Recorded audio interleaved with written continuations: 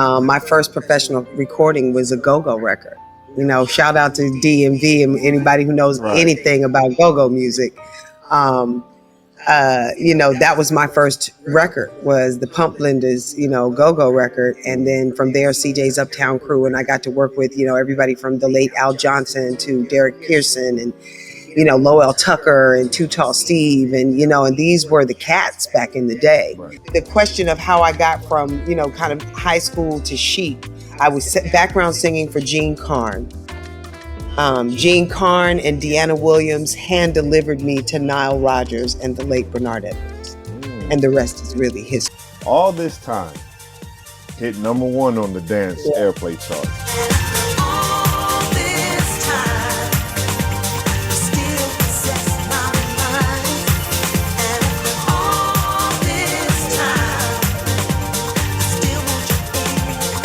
When you heard that success, how did that make you feel? What was the feeling like when you heard that? Wow. It still is. It's unexplainable. Smoke and Ice begins now. Welcome to Smoke and Ice with Kelly and Wayne. This is the podcast where you're not only informed, but entertained. Sit back, relax, and remember, where there's smoke, there's fire, and you can't chill without ice. Now, here are your hosts, Kelly Allen and Wayne McCullers. Our guest this evening, she's a powerhouse in stage presence, vocals. She's so amazing. She's lead vocalist for Chic. She's an acclaimed solo artist. She's a producer, songwriter extraordinaire, and a visionary talent. From her roots at Duke Ellington School of the Arts, to performing with legends like Nile Rodgers, to just creating and crafting a career for her own self. Please welcome the wonderful Miss Sylver Logan Sharp. Thank you. Hello, beautiful. Hello. Hello. Did I introduce you right? Did I miss anything? Fabulous. I was going to be like, what are they talking about? I love it. We're talking about you, Thank darling. you. That is awesome.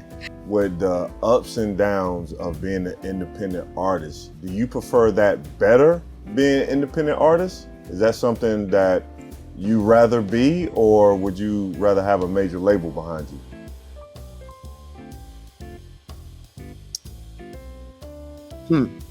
I would rather have muscle from other companies that are thriving in the world of independence. That's a good way to put that, muscle. I like that.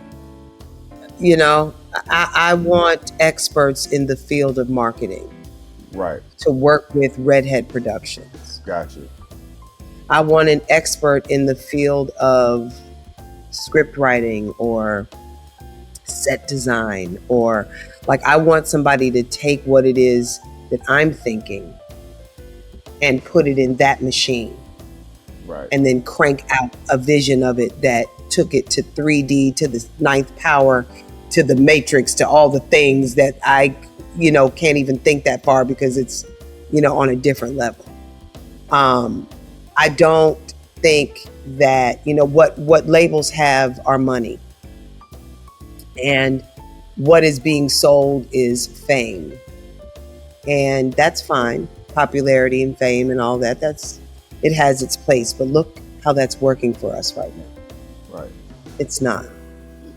And I would rather have say-so and input and direction and probably final say in whatever ideas have been brought to the table by said muscle and experts, than to just sign my identity and my brand and my voice and my gift over to someone that I am a business decision until I'm no longer a good investment. Right. Absolutely. Right. And then you lose your creativity. Right. You lose your voice. So you think you want that. You want what they bring. You want the muscle. You want we could put you everywhere overnightness of it, right? Or perceived overnightness, because even that takes 6 months of a strategy to say, hey, we're going to start like this, and we're going to flood like this, and then we're going to do, and put you in all the situations where, middle America and everybody's going to see you, and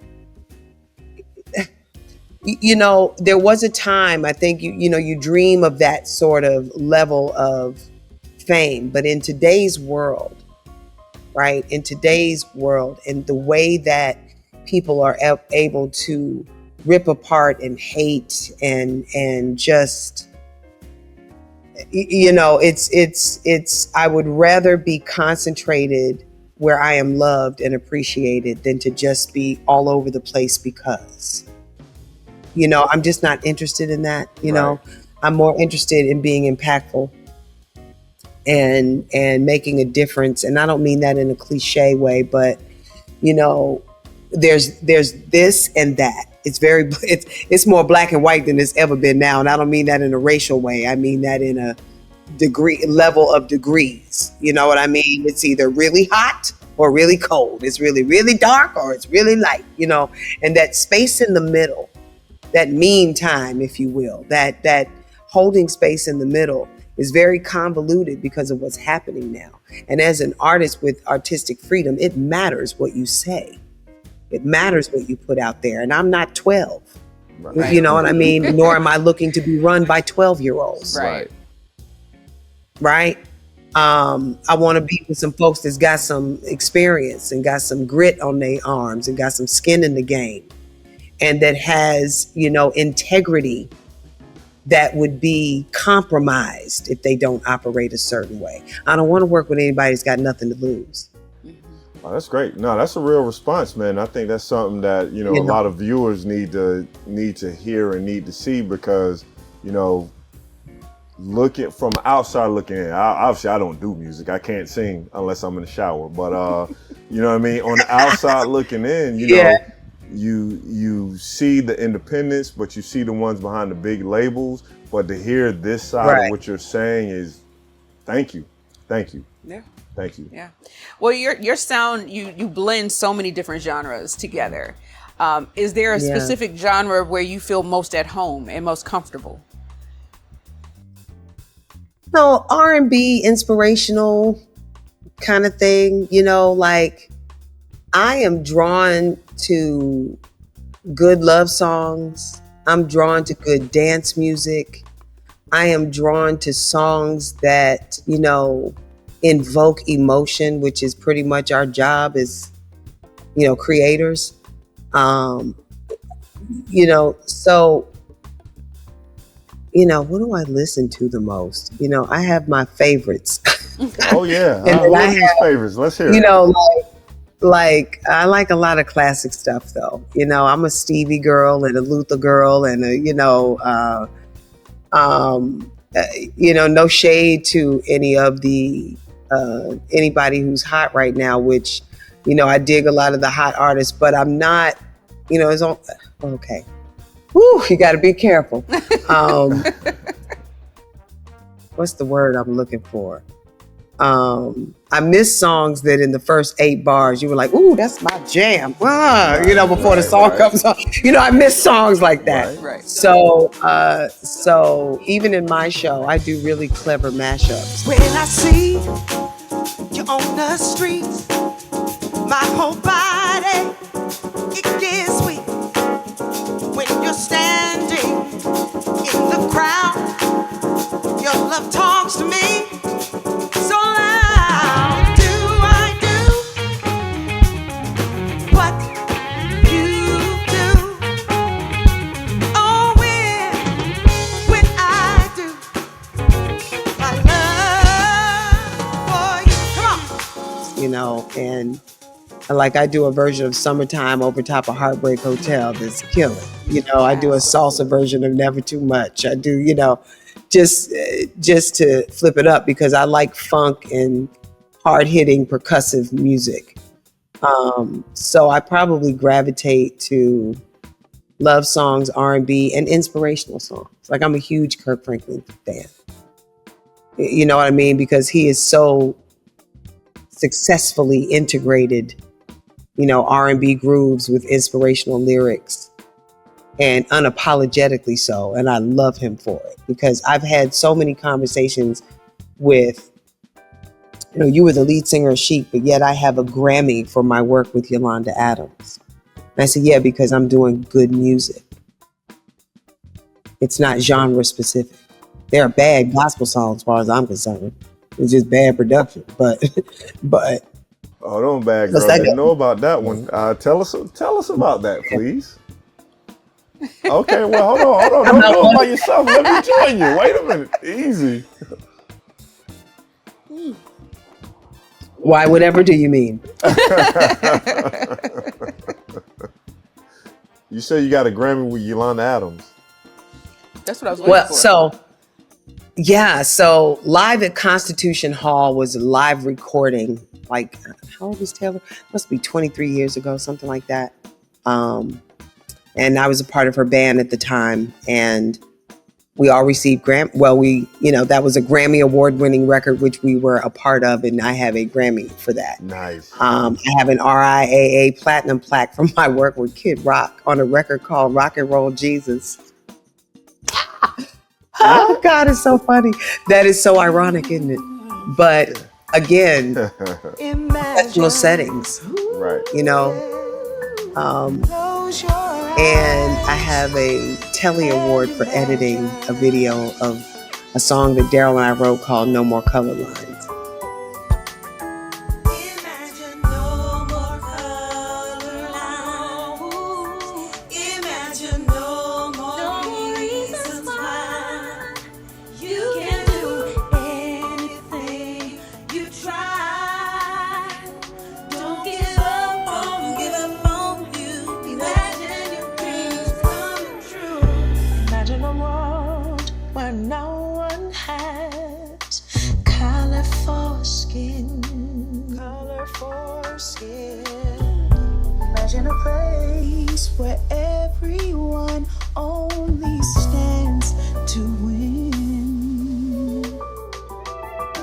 Some of us call our world a peaceful place, but if you could go back, think of everything you tried.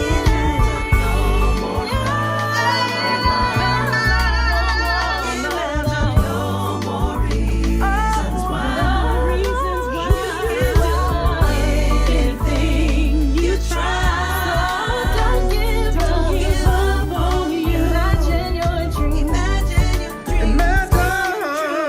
It's so easy for you to jump to. That features everybody from Will Downing to Howard Hewitt and Tawatha Agee and CeCe Peniston and a couple other of my friends who, during COVID, I said, hey, sing this, record yourself, and send it back to me. And they're like, okay, and I turned it into something, and who knew? So,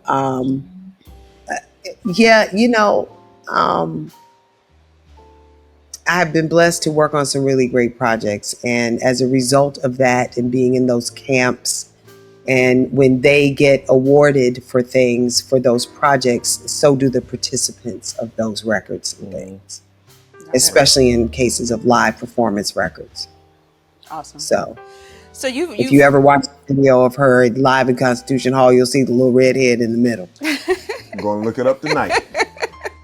Right. So you tour globally, you do intimate venues. What is one live moment that really meant the most to you?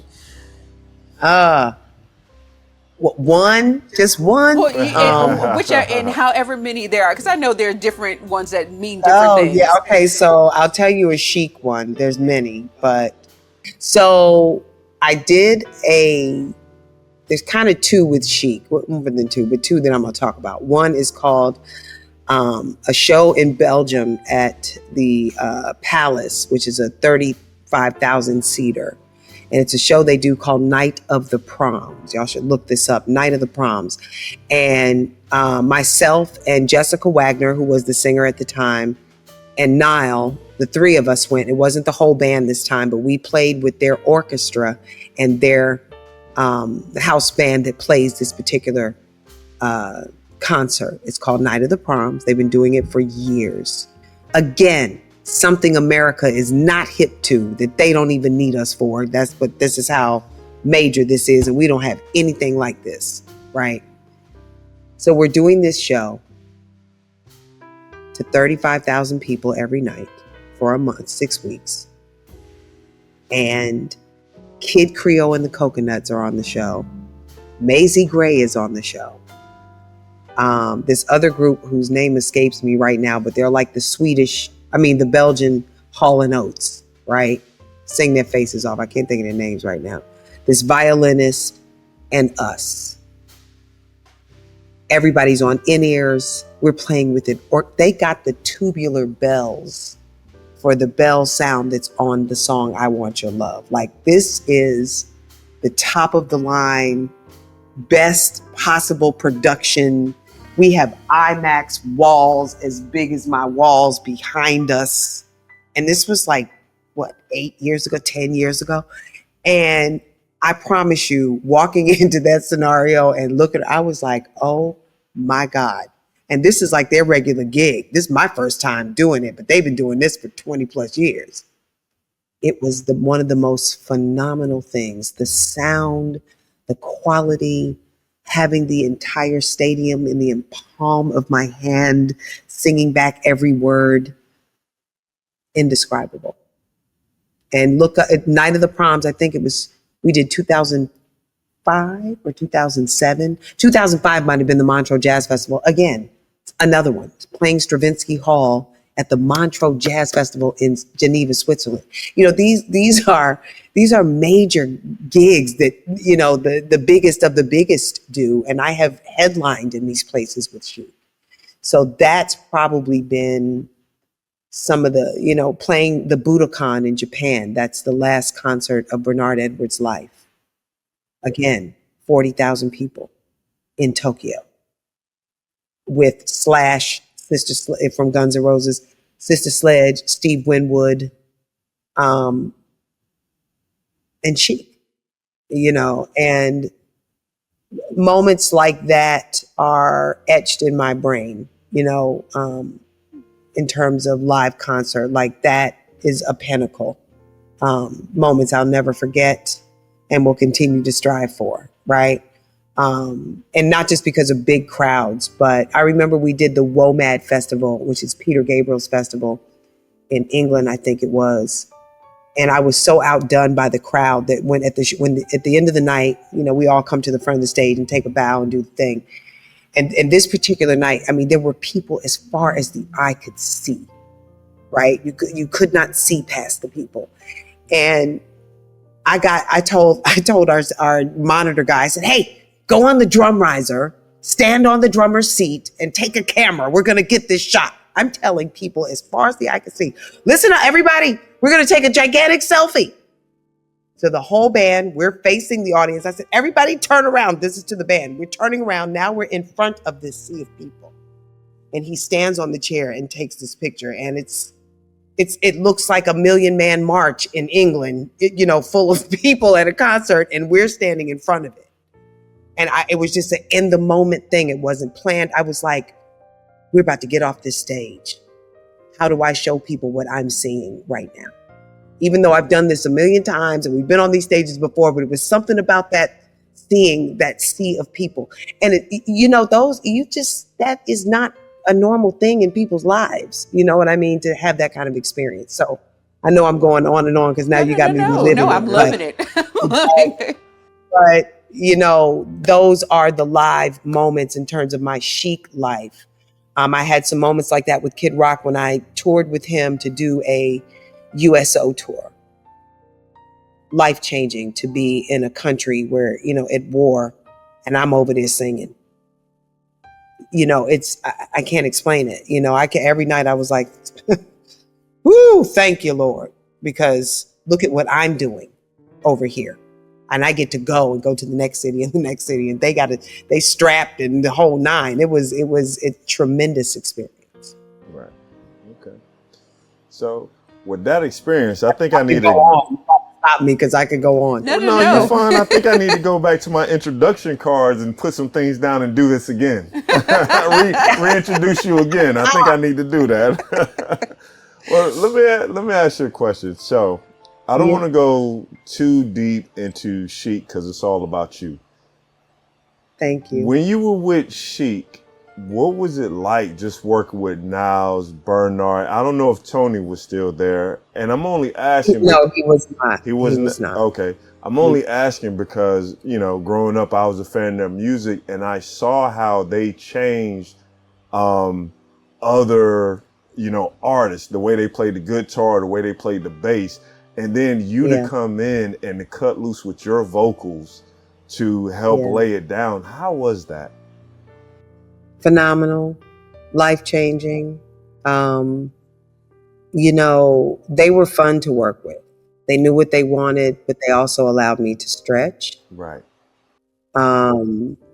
My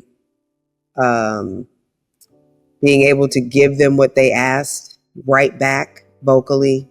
And then I remember even the day that I auditioned for them, if you will, he asked me to sing something.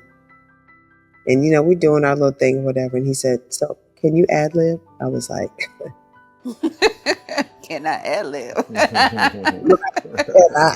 Thought you never asked. And I said, mm-hmm. Right. They were like, okay, well, just, we're going to just let the track play and you just, sing until you don't feel like it anymore, baby. I laid that track out till the tape ran off the machine, okay? Until there was nothing else to sing to, I was still singing.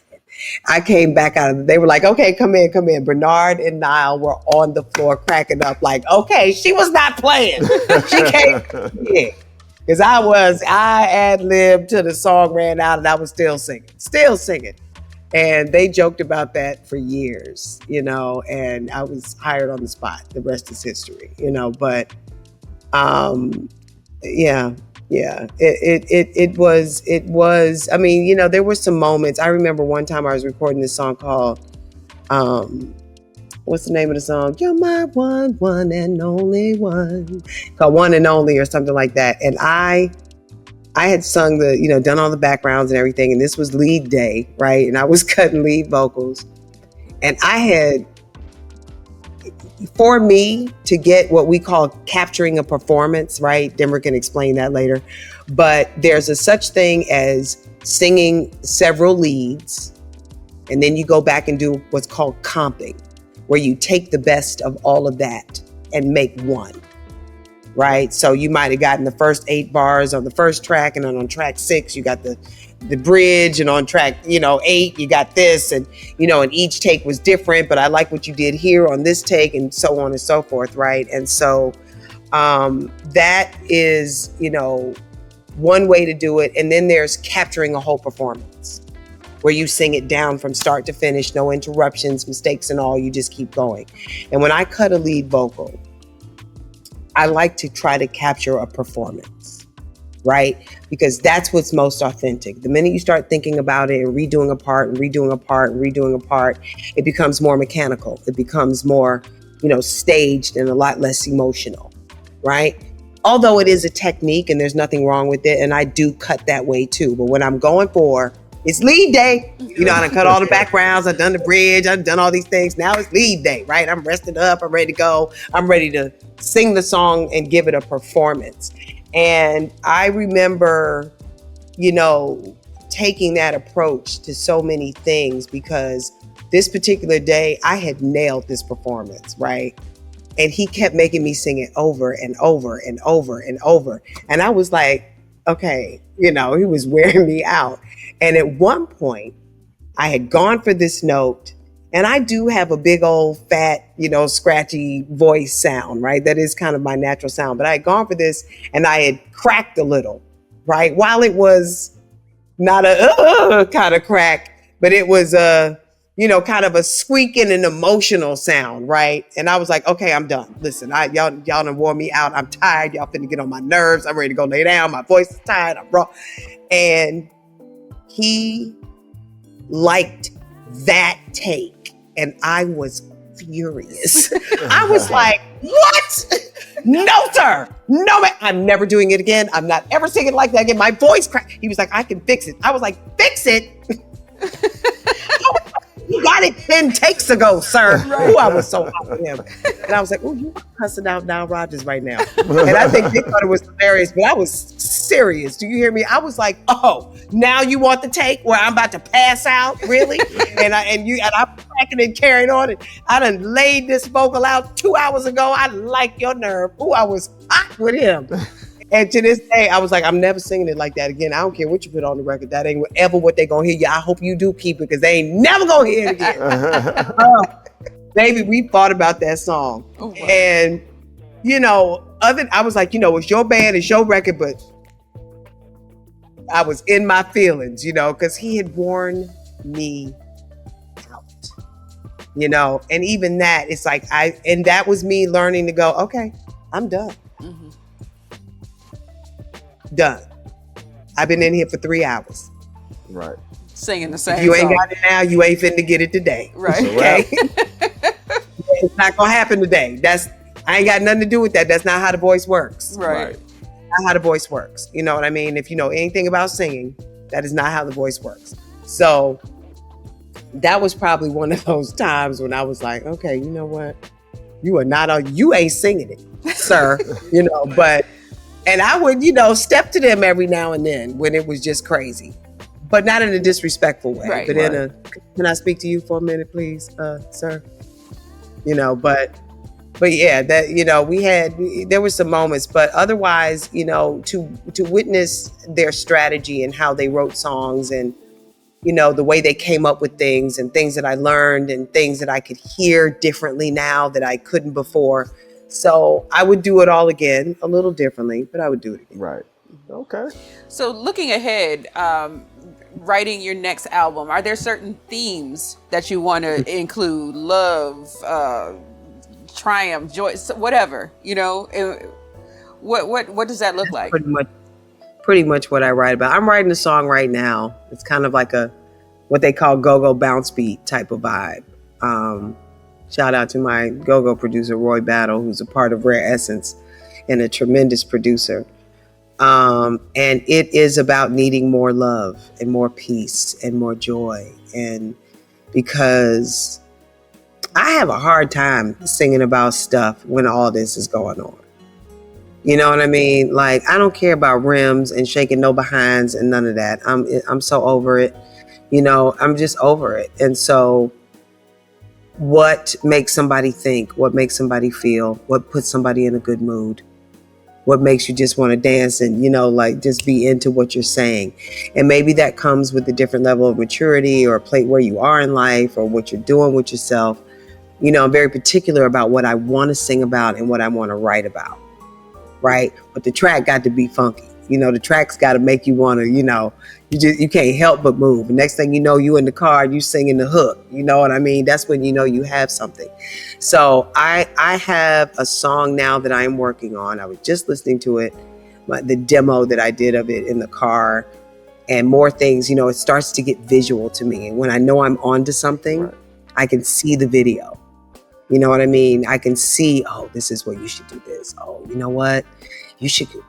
Maybe you should ask so-and-so to do like 8-bar freestyle, or maybe you should put a horn section on this, or maybe, so that's what's coming in now. And Roy and Daryl will be, working on it and producing the music of it. And, I get a lot of flexibility there. So, and I'm more into singles and videos than I am into full albums. Okay.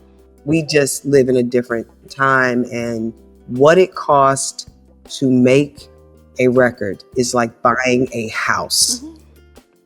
Mm-hmm. And I mean buying a house when you got fair credit and you need to collect some more money to get your down payment together, and you need every government program that exists to get in said house. You know what I mean? Like, making a record, it's not making the record, it's what happens after you've made the record. It's now what? It's how do you get it to everybody? How do you get people to care? How do you get people to download, play, and share, make it viral, make it whatever, without radio? Mm-hmm. Right. So my motivation is different now, because that's what I think of. Even though things come in creatively, it's like, okay, you could do that, but then what? I got projects sitting now because they require muscle. Mm-hmm. Right. Gotcha. Okay. you know. All right. Well, with that being said, listen, your vocals are amazing and top notch. You have Thank stayed relevant for so long. What do you want your legacy to be? Ooh.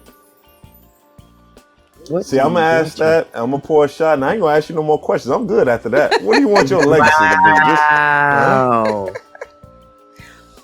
Woo. What do I Talk want to me, my Jefferson. legacy? um, my legacy. I think that I want my legacy to be that my heart and my actions were impactful. That my music and my work made a difference to somebody, right? We all have that person that changed our lives, whether we know them or whether they know it or not. There's somebody both of you could tell me about that may not know what they did for you that got you to this point, but you know, right? They may never get interviewed. They may never get the accolades. They may not even be here anymore, but there's somebody in everybody's life who made impact,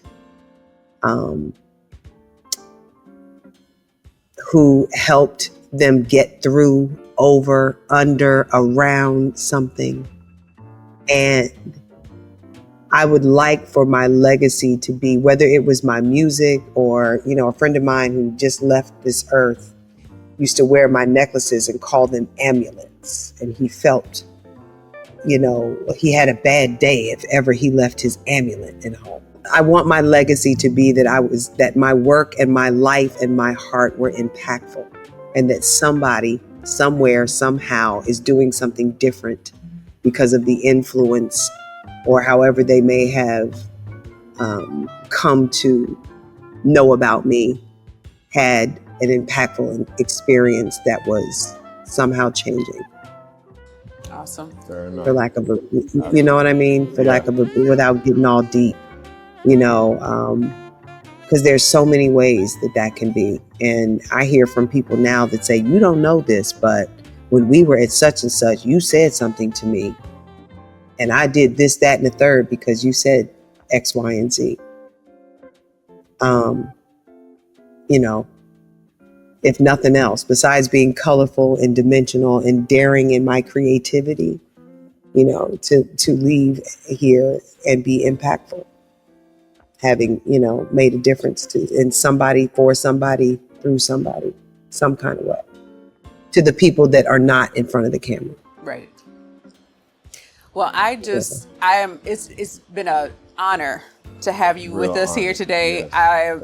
I could keep you for another hour, but like you said, time is money, and I know you've got so much stuff to do.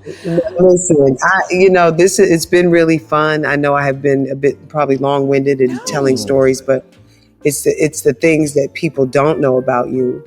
Happy editing, but it's the things people don't know. Yeah. Well, the next time you're in DC, hopefully, I'd love to actually see you instead of through here.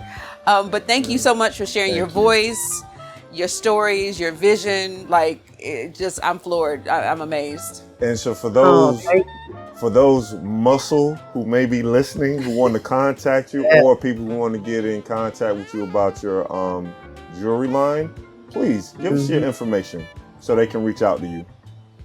So you know how y'all can find Amazon? Right? Sylverwear.com. SYLVERWEAR.com. Just remember, it's what Sylver wears. Get it? Yes. So it's a play on words. It's called Sylverwear.com. You got to use what you got. Yes. SYLVERWEAR. What Sylverwear.com. Scroll through, click on everything. It's all one of a kind, handcrafted by yours truly and my amazing mother, who's also an author and a poet and a healing arts practitioner. And so my information will lead to all of that as well. And for my music projects, just Sylver with a Y, Logan Sharp.com. I'm on all the platforms. If it ain't Sylver Logan Sharp, it's Silverware, one of the two. And you can check out some of my podcasts of Feel Better Friday, the show that we used to do in this room, and all of that. I have episodes still living in podcast world. Nice. And on my YouTube channel. All right. We will support that. Yes. We will like and click, subscribe. We will support that. Yes, for sure. absolutely. Follow your girl, subscribe, For sure. become a silverware rocker, Yes. all the things. Mm-hmm. Yes, and I'm gonna promote it too. But like, look, y'all. It shows up good on camera now. Good, I'm telling you. Good, I'm just looking at the producer real quick. Just a little jewelry wouldn't be bad. This is from the Inspiration Collection. This necklace I'm wearing, Oh, I love and this is a quartz stone, and I make the setting that it's in, right? And I'm just wearing our threader earrings. Of course, this would be the one time I have any jewelry in front of me right now because I'm sitting at my desk. But I have but yeah, just check out the online store. We're about to, I think between Friday and Monday, upload a whole new collection. Okay. And just click on some, holidays are coming. Remember our first winter spent together. Didn't care if it would snow all night and day. We would curl up by the fire, watch it burn with our desire. Never thought our love so strong could melt away. Our friends thought we were perfect for each other. Never noticed when we grew so far apart. It even took me by surprise when I finally realized that the love we had could break each other's heart. I never meant to hurt you, didn't mean to make you cry. If I thought our love stood a chance, I'd give it one more try. We could hold on through the holidays, but we both know it's a lie. So let's say Merry Christmas and goodbye. I will stress to your viewers and listeners, support our businesses. Yes. Make it intentional. Absolutely. I'm talking from paper towels to toilet paper to shampoo. I don't mean just jewelry and handbags and clothing. I mean everything. Mm-hmm. Everything. Because we have to be impactful. Yes. Definitely. Absolutely. With our legacies. Yes. See? Ladies and gentlemen, she's so What smooth I did there? with it. Mm-hmm. I see what you did. She's so smooth with it. I gotta look in the camera for this one, ladies and gentlemen. She's so smooth with it. Well, listen, you heard it here smoking first. Ice. You heard it here first. Thank you to everyone who is watching. Tell everybody, like, subscribe, and share, because if you don't, we can't be here. Thank you so much, Sylver Logan Sharp, who has been with us. Thank you. Phenomenal time. We must have her back. Mm-hmm. Yes, please. Yes, and I can't wait. We need to get some live singing and Oh yeah. Yeah. Oh yeah. Listen, I would tell Daryl, come down here, get on the piano. I think he's up under some headphones somewhere. Gotcha. But, We'll save that for the next who time. keeps the piano by their bed? Maybe it's just me. But hey, thank you guys for having me. Thank you for what you're doing. Thank you for your platform. Thank you just for allowing me to share my stories with your viewers. And viewers, y'all stay on top of the smoking ice, okay? Yes. You heard it See here y'all first. next time. You heard what she said. Y'all better tighten up. I'm Kelly. I'm Wayne. And I'm Sylver Logan Sharp. Let's spark something real. We hope you've enjoyed Smoke and Ice with Kelly and Wayne. Make sure you share, like, and subscribe. Tell a friend so they too can be informed and entertained. For more information about the show, go to smokeandice.net.